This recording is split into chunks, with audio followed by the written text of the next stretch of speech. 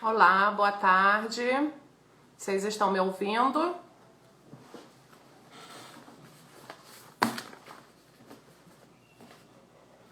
Nós vamos conversar hoje com a Natasha Vasconcelos, do fundadora, né, do Política para Mulheres. E a gente vai bater um papo aqui sobre a representatividade das mulheres nos espaços de poder e quais os impactos que essa subrepresentatividade traz para as mulheres. Natasha já entrou, vou aceitar.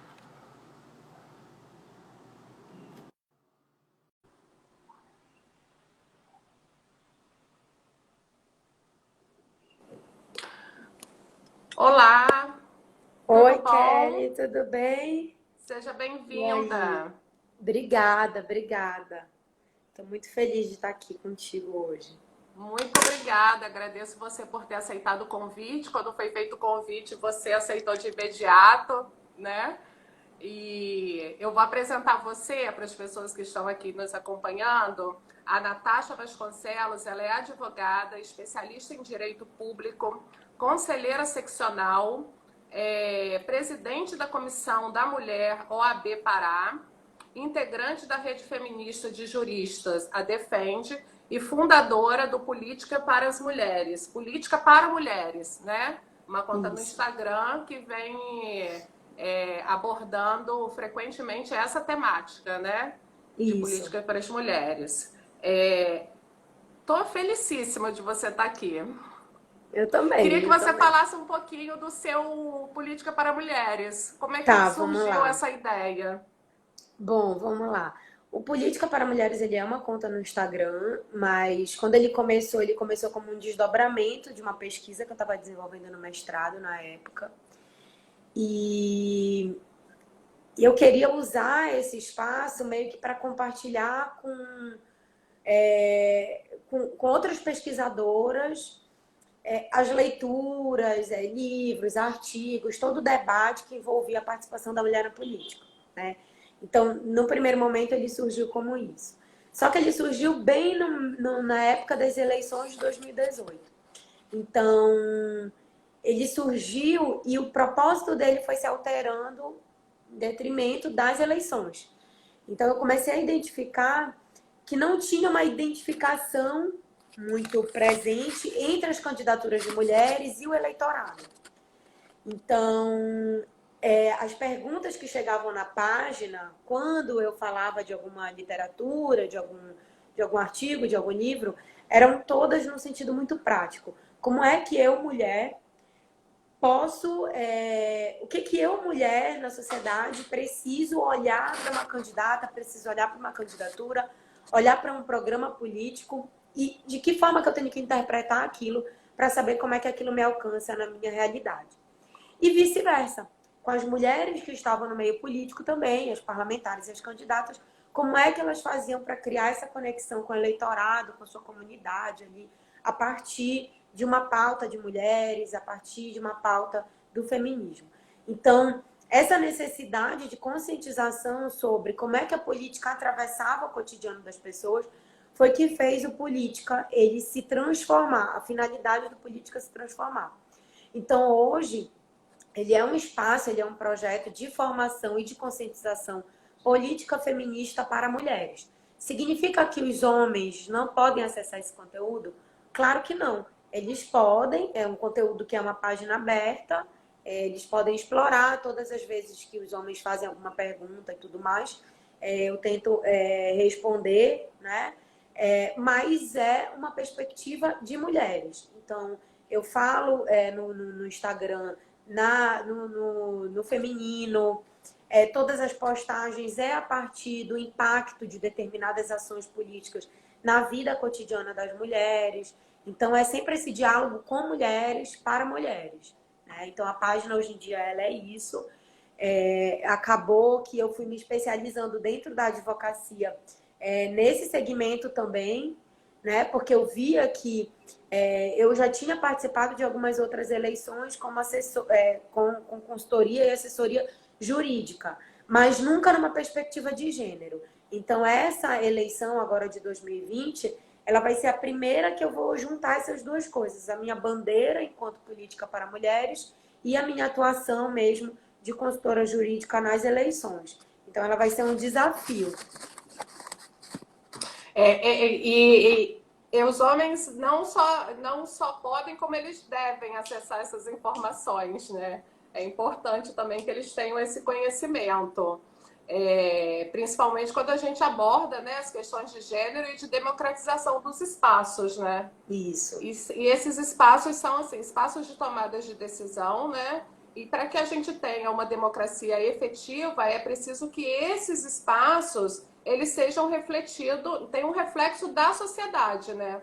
Tanto socioeconômica como demograficamente também, né? Sim. E nós somos 50% do eleitorado, são mulheres, né? Se a gente for fazer uma análise também dos partidos políticos de filiação, nós somos quase que 50%, acho que 48%, né, de mulheres são filiadas nos partidos políticos, mas essa realidade ela não se reflete na representatividade feminina nos espaços de poder, né, nos espaços legislativos. Você acha qual é o motivo dessa subrepresentatividade nesses espaços e de que forma a mulher pode ser desafiada a se apropriar desses espaços que hoje é majoritariamente masculino? Tá. Deixa eu só fazer um pedido, Kelly. A galera que está aqui online acompanhando a live, eu queria que vocês encaminhassem essa live para as pessoas que vocês acham que tenham interesse nessa temática. Então, pode ser uma candidata, um candidato, alguém que vocês saibam que vai participar das eleições, porque o roteiro que tu preparaste, que eu inclusive quero te parabenizar, assim, eu achei incrível mesmo. Tu foste bem nos pontos que eu costumo tocar, para que a gente consiga entender como é que essa subrepresentação ela vai gerar uma consequência, seja para as mulheres na sociedade, seja para as mulheres no parlamento. Então, é só para que vocês enviem essa live aqui nessa setinha que tem aqui embaixo, tá? Tá, vou Então, pedir vamos ajuda lá. a quem está nos ouvindo aqui. Hoje eu já fiz um compartilhamento assim no WhatsApp, no Instagram, já fiz uma divulgação assim bem bacana. E É aí quem legal que puder hoje em dia ajudar, fica salva também, né, no sim, sim, IGTV, eu vou então salvar e pode depois eu ser. mando para você também. Pronto, aí a gente vai compartilhando. Mas Tá. então, essa tua pergunta né, da questão da subrepresentação. Então, por que que somos maior parte do eleitorado? Por que que somos a maior parte das inscritas no sistema partidário? E ainda assim, essa representação, ela não é equivalente no parlamento. Aqui é muito importante, esse talvez seja o momento mais importante dessa conversa, né? Como é que a gente vai identificar quais são os motivos da subrepresentação? E aqui a gente precisa pensar um pouco, analisar um pouco a história, né? Aquele momento de que qual é o gênero da esfera pública, qual é o gênero da esfera política. No curso de formação política para mulheres, eu pego uma referência, que é uma referência de um livro que chama Mulheres e Poder, que é um livro da Mary Beard, que é uma escritora britânica. E por que eu trago essa reflexão? Porque nesse livro ela vai explicar por que houve na história ocidental uma separação radical entre as mulheres e o poder. Então ela vai falar de todos os símbolos que ficaram operacionalizando ao longo da nossa história, para que neste momento a gente chegue e diga: essas mulheres, elas não pertencem à política. Então, quais foram os sinais, quais foram os signos, quais foram os tipos de política que foram adotadas naquele momento ainda da construção da sociedade ocidental, né? Grécia e Roma, que fazem com que a gente ache que é natural que as mulheres não estejam ocupando a política. E aí é muito curioso, porque ela vai falar, por exemplo, que naquela época a oratória era considerada uma característica da própria sexualidade masculina, da própria ideia de masculino. Era uma construção de gênero. Então, por exemplo, oratória, falar em público, era algo destinado aos homens, né? E qualquer mulher que fizesse isso naquele momento seria considerada uma aberração.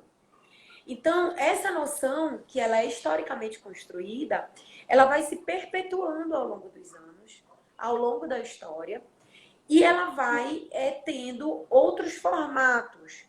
Eu costumo dizer, por exemplo, que se você é uma mulher e você chega num espaço onde tem homens de forma majoritária, os olhares vão ser excludentes, vão ser constrangedores. Os cumprimentos de você direcionar a fala o tempo inteiro só a homens e só a experiência de homens naquele espaço, ela também gera um constrangimento, uma ideia de exclusão. E ela vai se perpetuando, a ponto de que você chega hoje em dia em determinados locais que só tem mulheres e mesmo assim você vai virar e vai falar o quê? Boa tarde a todos, né? Senhores advogados, ainda que você esteja num ambiente onde majoritariamente esteja ocupado por mulheres. Então, é o tempo inteiro nessa generalização masculina. Essa generalização ela foi construída ali naquele momento da história também, né? Quando você considera aberração uma mulher que fala no espaço público, uma mulher que fala na esfera política. Então, essas construções, elas são muito importantes, históricas, para que a gente, hoje em dia, esteja apta a identificar quando é que ela é reproduzida, né? E aí a gente pode trazer um pouquinho a questão da linguagem, eu sei que a gente vai falar mais na frente da violência política sexista, mas a hierarquização de corpos na sociedade, e isso você vai... a gente está falando de mulheres aqui, mas conforme os atravessamentos políticos e sociais estiverem naqueles corpos, mais difícil e mais aprofundadas essas violências vão ficar, né? Mais vulneráveis essas mulheres vão ficar. Então, o que eu estou querendo dizer aqui? Hoje eu vi que, por exemplo, tem umas candidaturas aí do PSOL, porque eu tinha acabado de ver mesmo. Tem mulheres negras, mulheres indígenas, né? Mulheres trans. Então, eu estou aqui falando de atravessamentos que vão ser determinantes para tornar ainda mais vulnerável a presença dessas pessoas no parlamento, né? Então, elas também vão ser desqualificadas e descredibilizadas o tempo inteiro, a depender dessas marcas, né? Desses atravessamentos que não são só de gênero, né? Que são de raça, que são de classe, que é de sexualidade, que são questões étnicas, né? E que são até questões ideológicas, né? Mas aí é importante a gente dizer que essa questão da ideologia, ela aparece também, mas ela aparece num outro formato. Então, quando é que eu posso ver isso? Eu posso ver que o machismo e esse sistema patriarcal, ele vai operar de forma discriminatória para essas mulheres no parlamento, independentemente do espectro político partidário que elas estiverem. Então, a gente vai ver aí, a gente viu recentemente com a Bia Kicis, a gente já viu com a Joyce Hasselman, mas de forma mais prejudicial mesmo, ela vai afetar as mulheres que estão no espectro da esquerda, né, que já tem as suas questões de raça e de classe muito mais acentuadas do que as mulheres da direita. E que geralmente são as mulheres que não estão compactuando com esse sistema político de status quo, machista, patriarcal, racista, homofóbico, né? Então é muito importante que a gente saiba identificar quem são esses corpos que são mais afetados por essa política. Então, quando a gente está falando dessa subrepresentação, a gente está falando que no processo de redemocratização ainda, e a gente vai ter alguns livros já mais específicos da área que identifica mesmo as mulheres enquanto agente político, e aqui eu vou citar os 50 anos de feminismo, que é um livro da Eva Bley, de algumas autoras, que elas vão falar, inclusive, assim, como é que essas mulheres se construíram enquanto agentes políticas. E aí elas vão trazer o momento da redemocratização, quando elas apontam que existiu ali na década de 70 uma exclusão das mulheres do processo político partidário. Então, a reflexão que elas deixam na leitura, são vários artigos esse livro, e a reflexão que elas deixam em algumas das leituras será que as mulheres vão conseguir se inserir nesse sistema 30 anos depois dessa construção? E é o que a gente meio que está vivendo agora, né? É o momento de identificar, olha, eu já tinha uma cota ali que não era obrigatória de 30%. Ah, mas ainda continuo designando apenas 5% para a formação dessas mulheres. Ah, mas os 5% de recurso destinado à formação política de mulheres é desviado dessa finalidade. Então, os partidos continuam operando na exclusão. E essa operacionalização desses partidos, ela não é de agora. Então, é muito importante que a gente busque romper um pouco com essa noção de que as mulheres não estão na política porque elas não querem.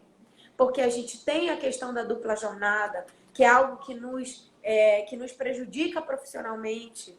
Na política não vai ser diferente. Para você construir uma carreira política, você precisa de algo que custa muito caro às mulheres. É o tempo. Né? Então, Sim. o tempo, ele é um elemento fundamental no processo político, na construção de carreiras políticas, na construção dessas mulheres enquanto agentes políticos. E a gente já não tem esse tempo. Então, a gente precisa criar novas formas de fazer essa política e novas formas de fazer com que as instituições, com que os partidos políticos, eles entendam que que existe sim uma desigualdade social, que ela é completamente refletida na esfera política. E é a partir do reconhecimento dessa desigualdade social que a gente precisa começar a debater quais são as melhores e as mais adequadas ações afirmativas para a inclusão e manutenção dessas mulheres no espaço político. Olha por que eu estou falando manutenção. Porque nas eleições de 2018, que foi considerada uma eleição super polarizada, o que muitos partidos fizeram? Tiraram mulheres que já estavam eleitas e que poderiam vir à reeleição para as eleições de 2018, para colocar figurinhas, né, que a gente já sabe que são figurinhas super batidas aí na política, porque consideravam que aquele era o momento que era melhor continuar com os marajás ali da política, né? Então, muitas mulheres que já eram eleitas, que tinham possibilidades de reeleição, foram tirados dos palanques eleitorais dela para voltarem com homens que ocupavam as velhas oligarquias e a velha forma de fazer política. Então, é também da gente pensar em como manter essas mulheres na política. Exatamente, porque se é difícil fazer política, se manter na política é mais difícil ainda, né? É mais difícil ainda. E aí algumas pessoas acham que a lei da cota de gênero, que é de gênero, não é? Não é lei de cotas de mulheres, é bom a gente sempre estar esclarecendo isso, que a gente pode ter 70% de mulheres e 30% de homens, né? Então, as pessoas acham assim, mas mulher não tá na política porque ela não gosta. Ela não tá porque ela não quer. Então, acha que essa subrepresentatividade é um problema das mulheres, quando na verdade não é um problema das mulheres, isso é um problema da democracia, né? Porque as mulheres, se a gente for analisar, as mulheres estão cotidianamente fazendo política nos seus bairros, nos seus condomínios, nas suas comunidades, nas igrejas, nas escolas, dos seus filhos. Então, a gente tem aí um modelo democrático que ele cria distorções que torna a inserção e a participação da mulher nesses espaços mais difícil, né? E aí a lei de cota, por exemplo, é um exemplo de todas essas dificuldades que a mulher enfrenta. Em 97, por exemplo, vem a lei e determina que o partido tem que fazer uma reserva, né, de no mínimo 30% para as mulheres. E aí o que eles fazem? Eles fazem a reserva e aí eles dizem, mas a gente reservou, mas não tivemos mulheres suficientes. E aí vem em 2009, né, muda a palavrinha de reserva para preencherá. E aí tá bom, eles vão lá, preenchem as vagas, mas eles não destinam os recursos para as mulheres. Em 2015, vem a definição, né, do teto de 15% do fundo partidário para as mulheres, para que elas possam competir e aí a gente vê que elas já competem numa condição de desigualdade estrutural, né? E essa desigualdade expressa e descrita na lei, na letra da lei. E aí só em 2018 é que o STF define que é a inconstitucionalidade desse teto de 15%, né? E diz que o piso tem que ser de 30% do fundo partidário e destina também o recurso do fundão, né? Que é o fundo para financiamento das campanhas, né? Além disso, ele ainda determina que tem que ter o tempo de televisão e o tempo de propaganda eleitoral, que é super importante para que essa mulher tenha uma visibilidade mais alcançada, né? E aí, a gente vê que isso não foi suficiente. Porque a gente vê que apesar da gente ter um aumento, né, nas candidaturas, a gente ainda não tem a representatividade, porque a gente não teve 30% de mulheres eleitas, a gente teve menos do que isso. Né? Então, talvez fosse necessário que a gente tivesse uma reserva de cadeiras. Né? E aí, o Instituto Alziras traz um estudo. A Natasha congelou. Está me ouvindo?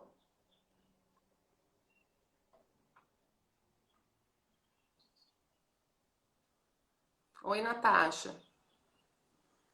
Vamos esperar um pouquinho para ver se ela volta.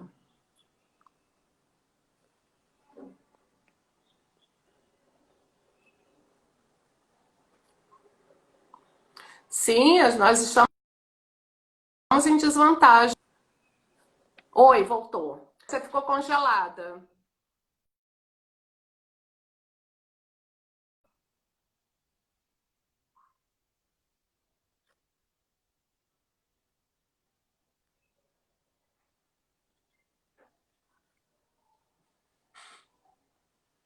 Vamos guardar a Natasha. Tá voltando.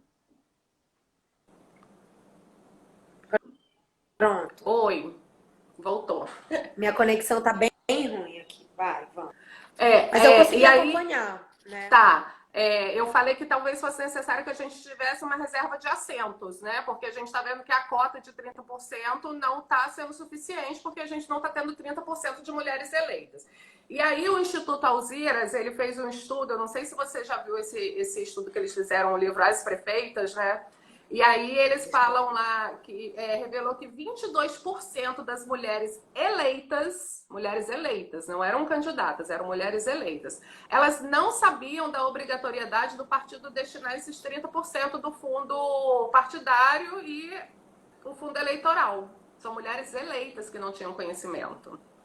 Então, quer dizer, a gente vê como que isso influencia, né? E influencia também a estrutura do partido.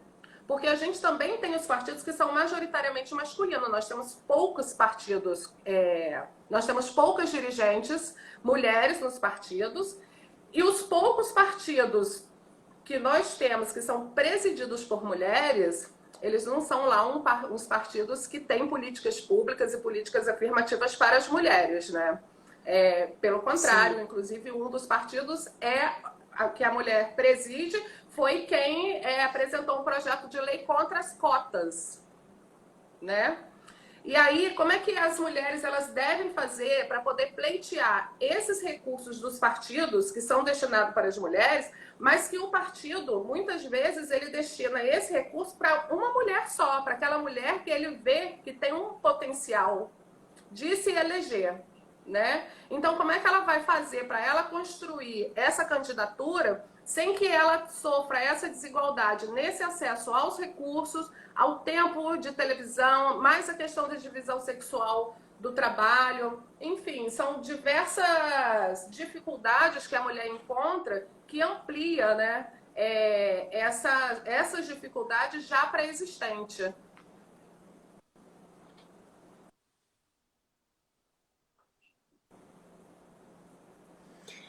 Bom, vamos lá, né? Muita coisa.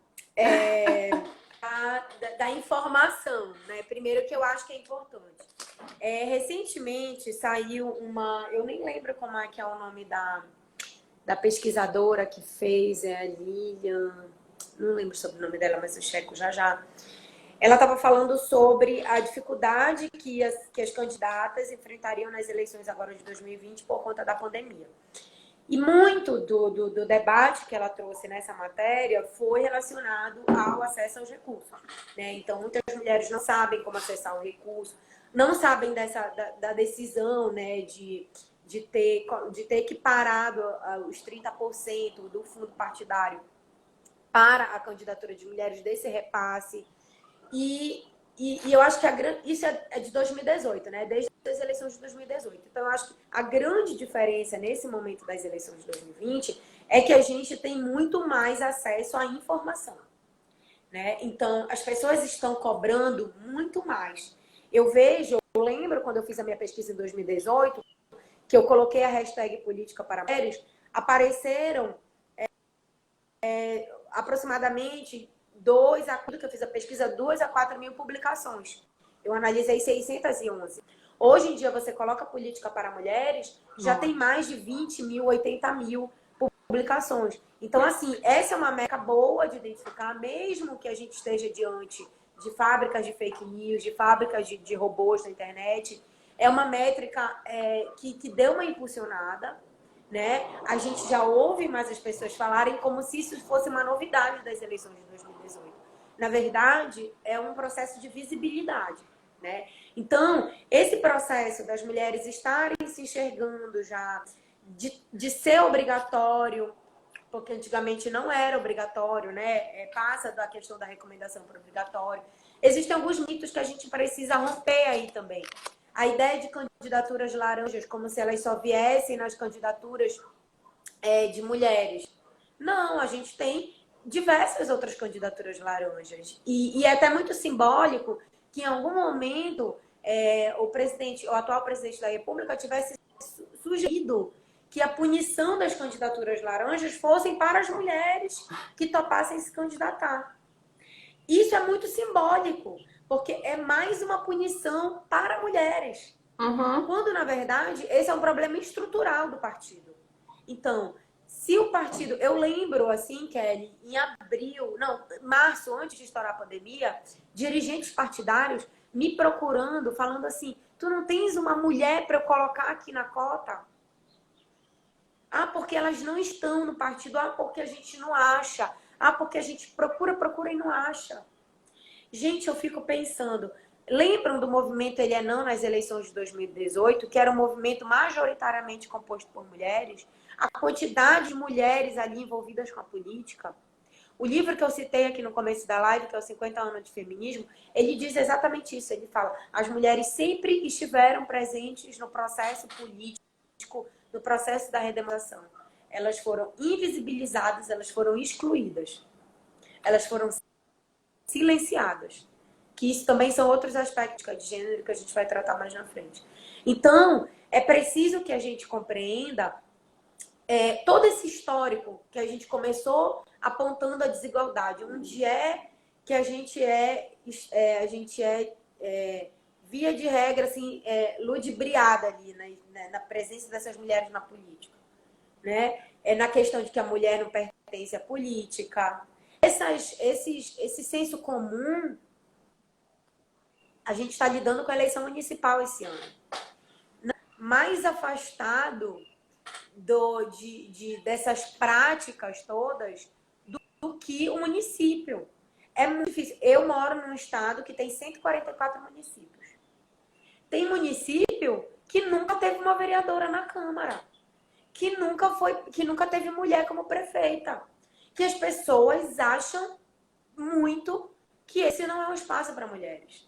A gente está falando aqui de municípios. Uhum. Se esse debate já é um debate difícil, quando a gente está falando de parlamentos estaduais, inclusive de Congresso Nacional, que nunca passou de 15% a representação.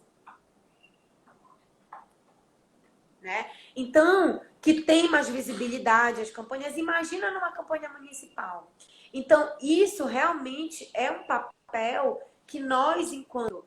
Aí eu já me coloco aqui, né? Enquanto advogadas, enquanto a OAB está com vários tipos de conscientização política. O movimento Elas na Política, que acontece desde 2019, ele é um movimento de levar essa questão. O próprio Observatório de Gênero, né, é conduzido aí pela Valéria.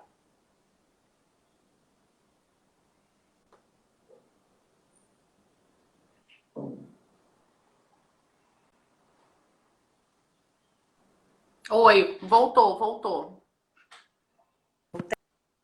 Ei, Voltou. Você falou da Valéria, do Candidaturas, do voltamos. Observatório, né, Bom, de então, Candidaturas.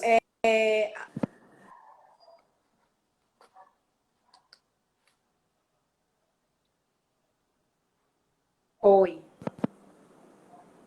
Tô te ouvindo. Tá, agora congelou. tá. Eu Você tá posso continuar? congelada, mas eu acho que eu tô te ouvindo.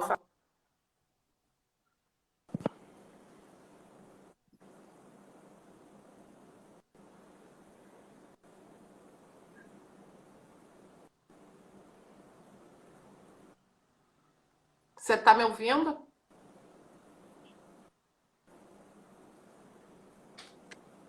Tá me ouvindo? Tô. Agora eu tô. Tô ouvindo. Vambora. É que tá bem ruim a internet aqui, mas eu tô na frente do mundo. Bom, então, é muito importante que a sociedade, de uma forma geral, entenda a importância das mulheres na política, cobre dos seus partidos, né? Hoje em dia eu já vejo, assim, é muito curioso, porque eu recebo muito aqui no Política, o pessoal falando assim, olha que absurdo esse evento, não tem nenhuma mulher. Então, assim, essa ausência, ela já é percebida. E isso é um passo. Uhum. Então, como é que será que no parlamento eu tenho isso discutindo, não tenho mulheres discutindo sobre isso? A gente não quer mais isso. Então, é muito importante que nós, enquanto sociedade, nos posicionemos dessa forma. É importante também que instituições, tal como a AB e diversas outras instituições, passem a se posicionar, cada um dentro do seu papel. A OAB ela tem um papel importantíssimo nesse processo de fiscalização, nesse processo de conscientização. Então, o movimento Elas na Política, o Observatório Eleitoral de Gênero, todos eles vêm para fazer com que essas candidaturas elas se fortaleçam, sabendo onde é para encontrar o recurso, né, fazendo os cursos de capacitação. Se a gente imaginar, por exemplo, que só 5% do fundo partidário era designado para a formação política de mulheres, mas não era destinado. Então, se a gente pensar nisso, se a gente entender como é que essas estruturas elas estão sendo operadas para continuar excluindo essas mulheres, a gente vai entender um pouco desse processo de subrepresentação. Natasha, E a gente vê também que os recursos, eles não fazem curso de formação política para as mulheres. O que a gente tem visto aí são organizações de mulheres espalhados por todo o país fazendo esse curso de formação política para as mulheres de forma gratuita, né? Para poder ampliar o acesso, né? De qualquer mulher, né? E é a sociedade civil que tem feito esse trabalho, que é um trabalho que deveria vir do próprio partido. O próprio partido criar condições e ferramentas para que essa mulher conseguisse obter uma vitória, né, no pleito eleitoral. E a gente não vê isso acontecendo. E olha só, Kelly, isso ainda é mais sério ainda quando a gente vê, por exemplo, que a maior parte dessas instituições, dessas ONGs, desses movimentos de mulheres, eles estão concentrados no sul e sudeste. Uhum. Então, eu sou da região norte, sou de Belém do Pará, e eu vejo uma falta. Quando eu resolvi fazer o curso de formação política para mulheres aqui, ele não é um curso gratuito porque não tem nenhuma grande empresa que me financie, né? É o meu trabalho ali, mas a gente já pensa, né, na questão de ampliar isso. Eu já vejo que alguns movimentos de mulheres aqui também têm feito esses cursos de formação por aqui, mas eles majoritariamente estão localizados no sul-sudeste, com grandes investimentos, às vezes com investimentos de organizações que financiam ali os dois lados. Né? A gente vê que tem a ONU financiamento. Que tá financiando, né? Tem que ter um apoio, né? Tem que ter um apoio. E assim, a gente se considera aqui, né, aqui no norte, um pouco alijado desse processo que acontece aí. Então, isso também afeta a subrepresentação numa forma mesmo de classe também. Né? Se a gente for parar para pensar que a maioria desses grandes institutos estão localizados no Sul-Sudeste e que talvez as candidatas daí, e isso abra o olho, por exemplo, para outras empresas financiarem campanha, porque não é o financiamento de empresas, não é disso que eu estou falando, até porque, enfim, foi proibido. Mas a gente sabe que existe um financiamento ali que ele gera um coletivo, né? Por exemplo, as vaquinhas que agora são permitidas, né? Quem é que tem, de fato, condições de contribuir para a vaquinha? Então, se eu já tenho uma classe um pouco mais abastada, eu entendo que esse meu dinheiro possa financiar a campanha de pessoas que talvez nem precisem daquele dinheiro. Sim. Mas e a galera que está ali na periferia? Né? E esses candidaturas que estão nascendo dali da necessidade, da resistência, da sobrevivência? Será que aqueles seus pares vão ter condições de financiar isso? Então, ainda que a gente ache essa uma lógica muito livre e tal, ela é uma lógica que a gente precisa fazer uma análise de classe nela. Porque ela vai continuar favorecendo esse sistema de pessoas que já têm maiores condições, maiores incentivos financeiros de permanecerem no topo e na visibilidade aí desses incentivos. Então, isso também é uma questão de mulheres, né? Qual é o horário que você tem para fazer a política? Qual é a qualidade do tempo que você tem para fazer política? Eu lembro, por exemplo, no começo, onde estavam ainda vislumbrando alguns nomes, de mulheres que eu ia representá-las nas reuniões dos partidos, que na verdade não aconteciam no formato do partido e no horário de trabalho normal. Né? Elas aconteciam em mesa de bar, em restaurantes, sempre fora do expediente, para as mulheres que são mães. E olha só que armadilha que a gente tem aqui. A maior parte dos partidos, eles são muito conservadores na questão do perfil da mulher que eles buscam para compor a cota de 30%. Né? E é sempre a mulher que é casada, que é mãe, que atende a todos os estereótipos e os papéis tradicionais de gênero. Só que essa mulher que é casada, que é mãe, ela tem um comprometimento do tempo maior. Então, para eles, é uma posição muito confortável de dizer que ela não participa, que ela que não vai se envolver. Olha como é uma linha muito tênue e é uma armadilha que as mulheres caem.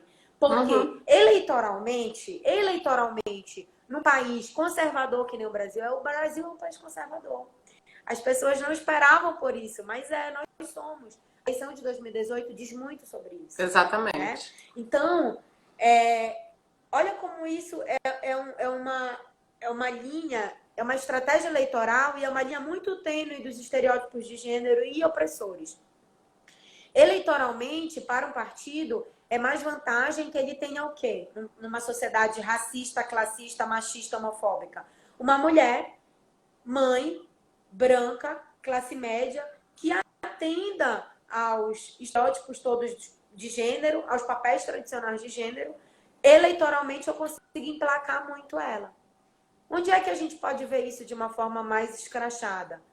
Na candidatura, por exemplo, em algum momento nas eleições da Dilma, onde se cria o slogan de mãe, né? Então, vamos apelar para a parte de mãe da Dilma para poder trazer um pouco desse eleitorado de mulheres para cá. Então, a nossa identificação com as mulheres que estão na política, ela ainda atende muitos estereótipos de gênero. Eu ainda não estou pensando aqui na pauta política que ela defende, pensando aqui no projeto político. Eu ainda não estou pensando aqui na ruptura de paradigmas dentro do parlamento. Eu estou pensando na minha identificação de mulher, que é boa, mas ela não é tudo, sobretudo para a política. E sobretudo para a política do jeito que se coloca aqui agora. Uma política conservadora, uma política fundamentalista, uma política religiosa. Né? Então, esses são problemas que a gente precisa enfrentar com o máximo de consciência política possível. Sim, que a gente acaba tendo uma política seletiva, né? Não para todas e todos. E esses limites, essas linhas tênues são muito importantes para que a gente possa identificar quem que a gente quer ver no parlamento agora. Né? Então, é muito comum no político as pessoas falam assim, quem é que tu indicas? Eu falei, gente, esse processo de construção é um processo que eu estou fazendo junto com vocês. Vocês têm que ler as coisas aqui e pensar assim, qual é o tipo de cidade, qual é o tipo de política que eu quero, que eu acredito. E tem que essa busca, ela passa por um processo que é um processo custoso. Não dá para você chegar aqui e falar assim, olha, agora minha candidata é assim. É algo que você tem que ir construindo. Você tem que ver, por exemplo, quem são as lideranças. Vamos lá, as lideranças institucionais, as lideranças dentro das universidades, lideranças dentro do seu bairro. Quem são aquelas pessoas que estão levantando um debate super pertinente e recorrente sobre a política, de forma cotidiana, né? É esse exercício que muitos dos partidos políticos que não estão acostumados com construção de base, eles vêm fazer agora para a cota dos 30%. Não é o tipo de construção que eles fazem, não é uma construção de base, não é uma construção horizontal, não é uma construção de política mesmo, de conscientização. É aí baseado o tempo inteiro no paternalismo, no assistencialismo, no trabalho voluntário, né? E aí existe um deslocamento muito grande quando essas pessoas vão para a esfera pública, onde vão precisar lidar com as públicas, onde vão precisar lidar com as críticas sociais, com o controle social, né? Não estão acostumadas, porque não vieram desse movimento. Então, aqui na verdade, de orelha mesmo, e muitos dos partidos que acham que a construção desses partidos e a construção das lideranças políticas, ela é assistencialista. Isso não, e acha que ela esse só ciclo se dá naquele vicioso. ano eleitoral, né? Que não é. É um trabalho que já vem sendo feito, né? É isso que tem que se buscar, né? Quem é que já está. E é até muito curioso isso que tu fala, porque quando eu criei a página, todo mundo falava assim, Natália se candidatar. E nem passa pela minha cabeça me candidatar.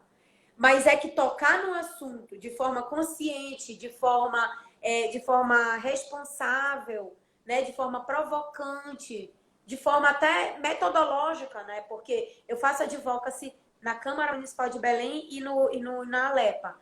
E lá eu estou fazendo o tempo inteiro do mapeamento. Quem é que é parlamentar, que tem sim perspectiva de gênero, quem é o que não tem, quem é o que distrata mulheres, outros parlamentares na tribuna, no parlamento, nas sessões, né? Quais são os candidatos que, na hora de defender um projeto, continuam reproduzindo os papéis tradicionais de gênero? Então, tudo isso é um mapeamento que eu faço. Mas é um mapeamento que eu faço porque é meu trabalho, porque eu gosto, porque é uma coisa que eu gosto de pesquisar. E agora, quando você faz isso com um pouquinho mais de envolvimento, eles acham que você vem para participar das eleições. Exatamente. Eu também fui questionada. Algumas pessoas acharam que eu vinha candidata à eleição porque eu estava fazendo um levantamento, né, levantando essa discussão, né, de mais mulheres na política. E aí, você falou, e eu acho importante a gente ressaltar aqui também, eu não tenho pretensão nenhuma de ser candidata a ocupar esse espaço, mas sim de conscientizar as mulheres que têm esse dom para poder ocupar esse espaço. E aí é importante também a gente observar, porque às vezes a gente tem assim, mulheres candidatas e mulheres eleitas, mas são mulheres que não têm um olhar de gênero, são mulheres que não têm políticas públicas voltadas para as mulheres, né? E vamos lá então falar um pouquinho da minha pesquisa, né? O que eu fiz? Eu fiz um mapeamento de como é que essas mulheres se comportavam, movimentos e algumas candidatas na época das eleições de 2018. O que que eu vi? Que muitos dos movimentos de ciberativismo, eles focavam em dar visibilidade para as mulheres na 2018. Quando eu fiz o mapeamento de candidatas, o que que eu identifiquei? Que muitas delas não tinham mesmo uma pauta voltada para essas políticas com perspectiva de gênero, mas elas tinham um nicho dentro da política. Então, o nicho era um nicho que continua seguindo o que a literatura está dizendo.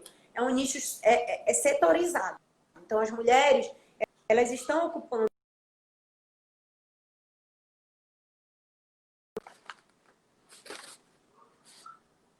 educacional, que para usar uma linguagem muito recorrente na literatura, seriam os soft politics e os hard politics, né? Ou medium politics. Então, o que seria isso? Seria espaços de grande visibilidade, de grande importância política e outros nem tanto. Então, identificou, e aí é um estudo, o Luiz Felipe Miguel e a Fernanda Feitosa, é um estudo que eles identificam o gênero do discurso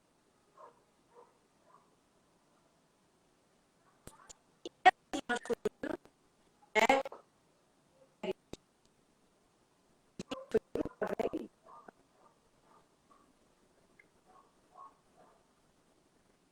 Congelou de novo. Quer Ou eu tô te ouvindo mais ou menos, você tá congelada.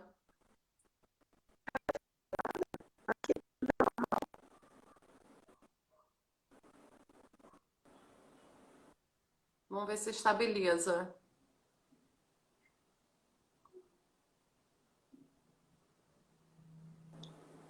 Voltou? Voltou. Você tá. Eu não controlei o tempo aqui, só para ter uma noção de quanto tempo a gente já tem de live. Você marca. Eu acho que falta mais ou menos uns 10 minutos. Tá. Então, Tá? deixa eu.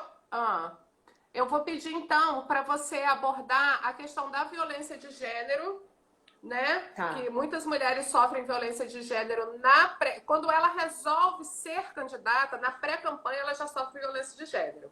E aí, quando Sim. ela se elege, ela passa a sofrer mais ainda violência de gênero. E a Flávia Biroli diz, tem um livro dela que se chama Caleidoscópio Convexo, né? Que ela fala que as mulheres elas entram na política falando mais e terminam falando menos. O contrário dos homens, que eles entram falando pouco e eles saem falando mais. Então, isso reflete a violência que as mulheres sofrem, né? Essa é uma violência de silenciamento das mulheres, mas existem diversas outras violências que elas sofrem, né? Então, assim, é preciso que se criem meios de proteção para essas mulheres, né? E aí, quais seriam esses meios e de que forma o que elas devem fazer quando elas sofrem essas violências? Principalmente as candidatas, as que estão vindo pela primeira vez, né? Elas não sabem se elas podem denunciar, quem que ela pode recorrer. E aí, uma outra questão que eu queria abordar também com você é que, para que a gente tenha essas políticas afirmativas, né, para mulheres, é preciso que a gente tenha essa representatividade nesses espaços. Então, nós somos o país que ocupa o 5º lugar no ranking mundial do país que mais mata mulheres. E aí a gente vê que a gente hoje, por exemplo, não tem políticas públicas voltadas para o combate à violência, para o enfrentamento à violência contra a mulher. Os recursos têm o aporte, mas não é destinado para isso, né? E aí, a gente vê a importância quando, por exemplo, a gente tem lá um homem legislando sobre parto. Qual é a vivência que ele tem sobre parto? Né? Como é que ele vai legislar sobre parto se ele não sabe quais são as dificuldades enfrentadas por uma mulher, né? Então, eu digo assim, a mulher ela pode discutir sobre qualquer coisa. Agora tem a reforma tributária, tem reforma administrativa. Mulher pode debater sobre isso, mas tem temas que são específicos, né, para as mulheres. Então, por exemplo, divisão sexual das mulheres, divisão do trabalho, né, divisão sexual reprodutivo das mulheres, o assédio, a licença maternidade, a livre expressão de sexualidade, violência obstétrica, aborto, feminicídio, né? São diversas pautas que são específicas para as mulheres. Então, essa subrepresentatividade acaba impactando diretamente nos direitos das mulheres, né? E aí, a Marilena Chaui diz que enquanto a gente não tiver poder, efetivamente o poder, a gente não vai ter os nossos direitos de forma efetiva, né? Eu queria que você falasse um pouquinho sobre isso. 10 minutos e um pouquinho sobre tudo isso. Vamos lá. A primeira questão da violência política sexista, ela é a mesma que nos assola diariamente, sem um recorte aí político. Vamos lá. Nos ensinaram que violência contra a mulher era crime. Mas não nos ensinaram o que era essa violência. Eu lembro que na Conferência Nacional da Mulher Advogada tinha um painel grande de uma exposição que era exatamente sobre isso em Fortaleza, né? Então, as questões da violência política sexista, elas passam exatamente por isso. Nos ensinaram que violência é um crime, que violência não é correto e tal, mas não nos disseram que era violência. Então, não nos falaram da questão da violência psicológica, da violência moral, né? No processo político, a gente vai ter diversos tipos de violência, né? Vai ter essa violência que é o abuso psicológico, que é quando as mulheres são tão deslegitimadas ali no plenário que elas acabam duvidando da sua própria percepção de realidade, percepção política. Vai ter o momento das interrupções. As mulheres, elas são muito mais interrompidas. Isso no âmbito do mercado de trabalho, isso também no âmbito da esfera política. A gente vai ter homens achando que sabem mais sobre determinados assuntos e vão falar de uma forma condescendente e até paternalista sobre eles para as mulheres, assuntos óbvios, o que a gente geralmente chama de mansplaining, né? Que são esses homens explicando as coisas pra gente. Então, assim, a violência política sexista, ela vai atuar em várias áreas. E ela tem uma única finalidade, é permanecer operando na exclusão e no silenciamento das mulheres, né? Então, a maior dificuldade das mulheres é perceberem essa violência. Porque a violência para nós mulheres, ela já foi tão naturalizada que quando a gente chega naquele espaço, a gente acha que aquilo é normal. Então, ok, faz parte do processo de eu estar aqui e passar por isso. E não, e é isso que tem que se posicionar, né? Então, cada vez mais identificar, eu fui interrompida ali, de falar assim, olha, você não me interrompa, espera eu terminar de falar. É de identificar e tentar colocar essas questões no momento em que elas estão acontecendo, né? Então, você saber que um determinado percentual precisa ser destinado à sua candidatura e ele não vir, isso você não pode usar assim, mas é que é o meu partido. Não. É violência econômica. Não importa, né? Isso é uma violência patrimonial. Então, vê como a mesma violência que a gente vai sofrer no âmbito da Maria da Penha, das relações domésticas, elas vão ser refletidas nos outros âmbitos. A gente só precisa identificar quais são as formas que elas são desenvolvidas. E essa é a grande dificuldade. A gente não fala com as mulheres sobre isso. A gente acaba... essa é a diferença, sabe, Kelly, do curso de formação política feminista para mulheres. Sim. Porque traz essa perspectiva, traz para elas a ideia de nem tudo é uma regra eleitoral. Existem desigualdades que elas são estruturais, que elas são sociais. E você vai precisar desse repertório, desse recurso intelectual e sociológico para que você saiba identificar onde é que aquilo está acontecendo. Então, esse talvez seja o grande desafio delas, inclusive, chegarem no parlamento e pensarem numa ação afirmativa para combater a violência política sexista que não tem atualmente no nosso estado. No nosso país, eu acredito que no Uruguai tem. Então, como é que isso também é refletido dentro do parlamento? De diversas formas. Quando a gente faz aquela foto, todas as mulheres, todo mundo no Congresso Nacional, tira os homens, ficam pouquíssimas mulheres ali e todas elas estão isoladas, estão separadas. Essa separação, que às vezes é uma separação político-partidária, ela é muito problemática. Por quê? Porque você não vê naquela outra mulher uma aliada na pauta de mulheres. porque você continua colocando a questão político-partidária na frente. Eu entendo que ela é importante, mas a gente precisa cada vez mais construir, sobretudo as mulheres, espaços políticos fortes, de visibilidade, de grande influência política, suprapartidária para discutir direito das mulheres e pauta das mulheres. Né? Então, a Gênero e Número fez, em 2019, um levantamento, apontou que apenas 7% dos projetos apresentados por mulheres versam sobre o direito das mulheres. No Congresso Nacional, que mais teve representatividade de mulheres da história da redemocratização. Então, 7% só desses processos, desses projetos de leis, é muito pouco. E a gente não pode jogar a culpa só nessas mulheres. Porque qual é também a força política que elas têm dentro desse cenário para conseguirem aprovar sozinhas um projeto de lei? Não é assim. A gente sabe que não é assim, né? Então, é mais do que nunca necessário que a gente conscientize a população, dizendo que o fato dela também não aprovar o projeto de lei, não apresentar, não é o todo, não é o completo. Porque ela está inserida dentro de uma lógica de um Congresso Nacional, de um parlamento, dentro de um partido, né? Ali tem alianças. Então, as dificuldades, tudo isso que a gente começou a construir, elas são dificuldades que é nesse momento aqui que ela vai aparecer e que ela vai prejudicar o maior número da população, que são mulheres, né? Por quê? Porque a desigualdade social, ela gera uma desigualdade política que ela vai minar as candidaturas dessas mulheres. Quando elas ascendem ao parlamento, a violência política sexista permanece minando as possibilidades dessas mulheres dentro do parlamento. E ainda tem uma coisa que eu sempre puxo a orelha das mulheres que eu assessoro.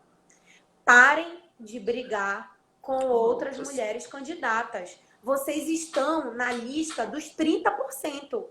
Se vocês ficarem guerreando com 30%, vai ficar muito difícil. Vocês têm que ir para frente dos homens que estão lá e que não estão nem aí para a pauta de mulher. E dos homens que estão dentro do próprio partido, né? Porque os grandes inimigos estão dentro do próprio partido. Do próprio partido. Eu tenho aí mulheres que poderiam ser candidatas a prefeitas aqui na minha cidade, por exemplo, que não vão ser por conta de brigas de partido que queriam continuar encabeçados por homens. Então, isso é uma estratégia do patriarcado. Quem estuda sabe que é muito claro uma estratégia patriarcal que vai minar a candidatura de mulheres, vai continuar minando a candidatura de mulheres. Então, enquanto essas mulheres estiverem achando que as inimigas dela dentro desse processo estão nos outros 30%, a gente vai continuar perdendo isso. Então, é certo? Não tem. Tem um monte de mulher que não defende nada de pauta de mulheres? Tem. É horrível? É horrível. Mas, pô, tem um monte de outros homens que não vão defender nem mulheres, nem pauta de mulheres e nem nada disso e que estão reproduzindo machismo. Foca lá. Né? Foca nisso. Esse não é o momento para a gente ser mais um ringue de briga, de competição entre mulheres. É um momento que é um momento muito estratégico para ficar brigando contra as mulheres. Então, quer minar a candidatura de outras pessoas, porque a gente sabe que isso acontece mesmo, vai minar a candidatura dos homens. E outra coisa, e também se não puder minar, é melhor ainda, defenda uma pauta, construa uma pauta. Pensa um pouco, não vai ficar reproduzindo tudo aquilo que está se colocando aí nessa política, porque tem muita gente que está cansada dessa política. Né? Natasha, então, deixa eu te falar. A gente trazer isso de uma outra... A gente tem um minutinho para poder encerrar. Antes que caia, eu já vou te agradecer, dizer que foi muito prazeroso ter essa conversa com você aqui. Pena que o tempo é curto, né? Que a gente poderia ficar aqui durante muito tempo, porque tem muita coisa para ser abordada. Eu vou passar para você gastar aí agora esse um minutinho que está faltando. Tá. Muito obrigada. Obrigada, Kelly, pelo convite. Eu amei estar aqui. Obrigada por lembrar o meu nome para isso. E o meu recado é para E sucesso mulheres... no seu curso, que é super importante. Eu espero que tenham muitas Obrigada. mulheres matriculadas, porque é fundamental e faz toda a diferença quando uma mulher tem uma formação política. Pois é, muito importante. Se capacitem, vão atrás mesmo de mulheres que estejam envolvidas com esse processo e criem pautas políticas voltadas para mulheres. Né? Essa é o grande pedido. é a grande mensagem que eu queria passar. Votem em mulheres, procurem, não tenham preconceito com o feminismo. O feminismo ele veio mesmo para emancipar as mulheres, para dar uma autonomia financeira, uma autonomia política, uma autonomia social para as mulheres. E um único fundamento capaz